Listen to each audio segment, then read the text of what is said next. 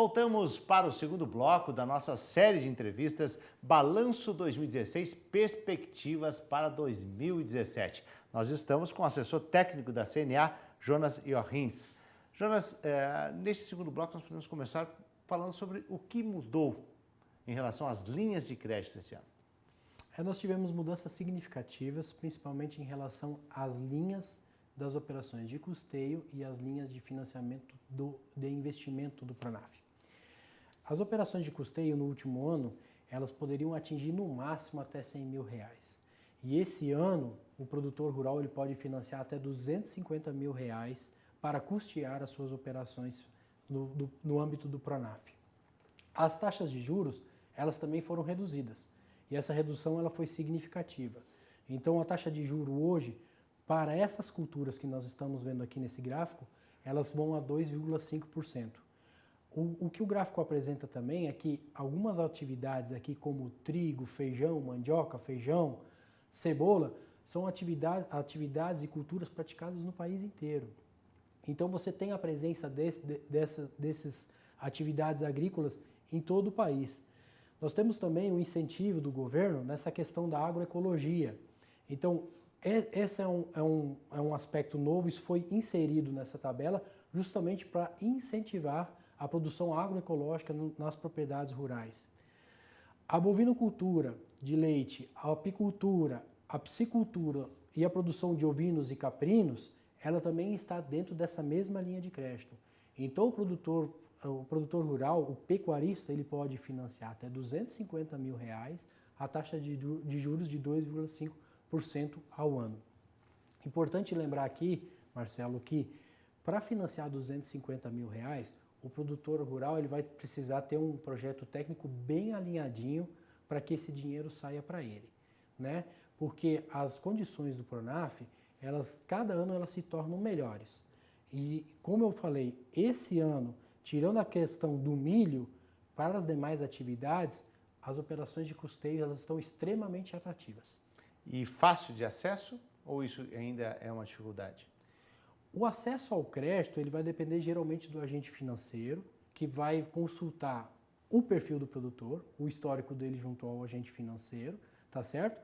Ele vai ter que apresentar a DAP dele, e é óbvio que quanto mais alto é aquele valor declarado na DAP, quanto mais ele se aproximar, quanto mais a renda bruta declarada se aproximar das condições que ele está financiando, mais fácil será esse investimento, essa operação de crédito sair para ele. E a aprovação, é óbvio, ela vai depender principalmente do projeto técnico. Quanto melhor a elaboração desse projeto técnico, melhor ou mais fácil será esse acesso ao crédito do produtor rural. Em relação aos limites, em relação a todas essas características, estão dentro do esperado pela CNA? Olha, esse avanço do limite das operações de custeio ele já vinha sendo pleiteado pela CNA há mais de 3 anos. Nós sempre cobrávamos do governo limites maiores, porque o produtor rural ele também tende a acompanhar o crescimento do mercado. E a produção agrícola e pecuária brasileira ela vem aumentando e o valor dos preços dos produtos agrícolas eles também vêm aumentando, principalmente os de custos de produção. Então, alguns insumos eles estavam aumentando para o produtor rural, mas o produtor rural, através do Pronaf, ele não conseguia financiar mais. O limite de R$100 mil por ano, ele vinha desde 2013. Então, esse ano, com esse limite de R$250 mil por produtor rural, ele atende às nossas condições sim. O que difere, por exemplo, do que aconteceu para as operações de investimento. A CNA já pleiteou limites aqui no valor de R$400 mil por mutuário. E mesmo assim nós conseguimos elevar uma pequena parcela, o valor aqui saiu de R$150 mil por produtor para R$165 mil apenas. Então foi muito pouco. É um exemplo de que a política agrícola ela não está atendendo o produtor rural para as operações de investimento, tá certo? Outro detalhe importante nessa nova tabela são essas condições que o governo está limitando as operações de investimento. Então, o produtor rural ele precisa estar enquadrado, ele precisa estar com os investimentos destinados a essas identificações aqui, essas propostas identificadas aqui. São 3 propostas nessa tela e mais 3 propostas nessa tela para ter o atendimento na faixa de 2,5% de taxa de juro ao ano. As demais atividades que ele vai desempenhar, os demais financiamentos que ele vai fazer e vai fazer através de operações de investimento, ele vai poder utilizar taxa de juros de 5,5% ao ano. A grande exceção aqui são as atividades de aquicultura, avicultura, carcinicultura, fruticultura e suinocultura. Essas atividades elas podem, para operações de financiamento, financiar R$330 mil com taxas de juros de 5,5% ao ano. Jonas, então, e que mudanças se pode esperar nas políticas públicas com a extinção do Ministério do Desenvolvimento Agrário? Bom, as políticas públicas destinadas ao empreendedorismo familiar rural, elas vinham atendendo em parte o setor. Você via o produtor rural recebendo propostas extremamente atrativas, mas na verdade você percebia que aquilo que era proposto não chegava ao meio rural. Então nós temos, por exemplo, um grande questionamento em questão a todos os programas rurais, por exemplo, destinados à questão da ATER.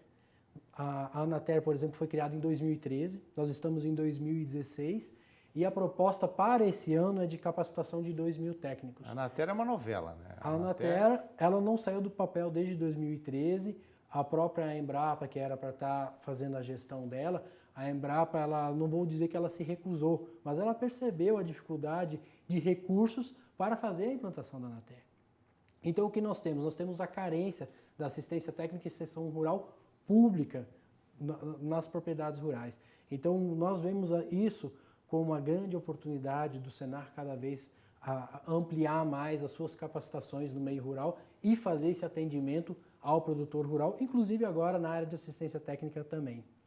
Os demais programas, como por exemplo, o 20 milhões de reais aqui para redes agroecológicas na agricultura familiar.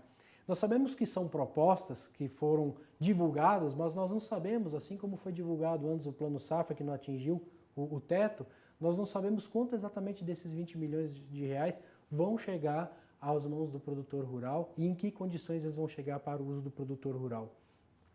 Nós temos o PENAI, 500 milhões para a compra de alimentos, que é um programa PAA, ele é conhecido a nível nacional, um programa muito importante, mas nós sabemos que ele sempre vem apresentando problemas também, tanto na gestão da compra e operacionalização da compra desses alimentos, como também dos recursos que são repassados para as escolas na compra desses alimentos escolares.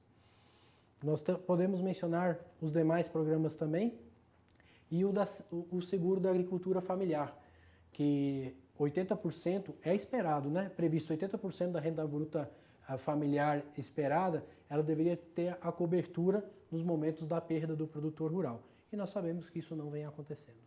Agora, Jonas, quais são as culturas e atividades mais praticadas pela agricultura familiar e qual o papel delas no fornecimento de alimentos e na exportação brasileira?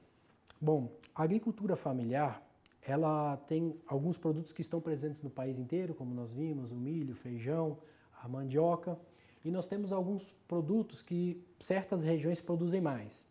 Nós temos também, por exemplo, a produção de soja na agricultura familiar, principalmente em assentamentos onde os produtores se organizaram e operam de forma organizada para fazer esse fornecimento para algumas indústrias. Mesmo com uma participação significativa ainda, a agricultura familiar ela acaba se destacando em outros produtos, como por exemplo a questão do extrativismo, né? Nós temos a questão da castanha de caju, nós temos o extrativismo de açaí, muito importantes na região norte. Nós temos a erva mate, muito importante na região sul. Alguns produtos também, como a erva mate, também são produzidos na lavoura. E nós temos a pecuária também, onde a agricultura familiar ela é muito presente na pecuária de leite, nós temos na produção de ovinos e caprinos, e nós temos ela também na questão da avicultura e suinocultura, principalmente nos estados do sul. Nós temos os grandes destaques da agricultura familiar, que são produtos basicamente originados por produtores dessa categoria, que é o mel e o tabaco. Esses produtos são produtos que fazem parte da pauta de exportação do país, né? E o tabaco, praticamente 90% do tabaco produzido aqui no Brasil, ele é exportado para países como Estados Unidos, Europa e Oriente Médio. Jonas, qual o trabalho que a CNA desempenha junto à agricultura e o empreendedorismo familiar rural? Bom, a CNA ela está participando e sempre participou de diversas ações em defesa dessa categoria de produtores. Nesse ano mesmo nós participamos de audiências públicas, tanto no Ministério da Saúde como no Ministério da Agricultura, para debater as resoluções do Banco Central do Brasil que não atendiam os produtores de tabaco. Ambas as resoluções, elas colocavam novas condições a esses produtores rurais, uma inclusive obrigando a diversificação da atividade. E a atividade do tabaco hoje, ela representa em torno de 70% da renda gerada na unidade familiar de produção. Então você tem o governo de um lado, onde o país ele é líder na exportação do tabaco, como nós vimos, você tem o próprio governo trabalhando contra um produto que é produzido aqui e que gera renda para o estabelecimento e para o próprio governo federal, sendo que os tributos do tabaco são muito questionáveis por serem muito altos. O que deve ser analisado nesse caso também é o seguinte: se o país não produzir o tabaco, o país vai deixar de fumar o cigarro? Uma coisa não tem nada a ver com outra. O país já teve presente nessa cadeia produtiva os seus 3 principais pilares. Nós tivemos o produtor rural, nós tivemos as indústrias beneficiadoras de tabaco e nós tivemos as indústrias de cigarro. As indústrias de cigarro praticamente sumiram do país. Hoje nós temos algumas indústrias de beneficiamento ainda que estão ameaçando sair do país justamente devido a essas restrições do governo federal. E os produtores rurais, eles vão vender o tabaco deles para quem? Porque o produtor rural, na verdade, ele produz o fumo. Ele vai vender para a indústria o fumo. E nós temos aí mais de 619 municípios envolvidos com essa atividade. Tem uma campanha para diversificar na propriedade. Qual é o posicionamento da CNA em relação a isso? Nós somos totalmente favoráveis com a questão da diversificação. O que nós não queremos de forma alguma é que o produtor rural ele simplesmente seja proibido de produzir aquilo que ele sabe fazer, aquilo que ele tem uma cultura e ele faz há anos. Essa atividade ele desempenha há décadas. Então, o que nós não queremos de forma alguma é retirar essa capacidade produtiva dele para colocar, por exemplo, algum outro tipo de produto e que jamais vai conseguir atingir o retorno de renda que o tabaco gera para esse produtor rural. Outra coisa, outros assuntos que nós tratamos esse ano pela comissão foram as nossas propostas, justamente para a Secretaria Especial da Agricultura Familiar. Como nós vimos aqui, nós tivemos um aumento nos limites das operações de custeio do PRONAF. Nós tivemos uma grande ampliação esse ano do número de agentes emissores de DAP nos nossos sindicatos rurais. Nós atendemos 9 federações de agriculturas, então a CNA fez a capacitação desses profissionais e eles estão todos aptos para fazer a emissão de DAP nos seus respectivos sindicatos. Nós participamos das câmaras setoriais e temáticas do MAPA, e nós vamos ver na frente quais que são, e nós também acompanhamos todas as legislações que estão relacionadas com a categoria e na elaboração de pareceres técnicos. Então, o sistema CNA ele vem atendendo os nossos produtores e sempre é bom lembrar que os agricultores e empreendedores familiares rurais, eles representam a grande maioria da base do nosso sistema CNA. E aqui estão as nossas câmaras setoriais e temáticas do MAPA, das quais nós participamos e da quais nós temos os nossos representantes. Como vocês podem ver, erva mate, mandioca, mel e produtos da abelha, palma de óleo, fibras naturais e tabaco, todas são atividades de pequenas propriedades rurais e nós atendemos e trabalhamos em cima desses produtos aqui. Ok, então agradecemos a participação do assessor técnico da CNA, Jonas Joachins. Muito obrigado pela participação. Obrigado, Marcelo. E o Balanço e Perspectivas termina aqui. Amanhã voltamos com mais uma entrevista especial sobre as principais ações do sistema CNA-Senar em 2016. Tchau!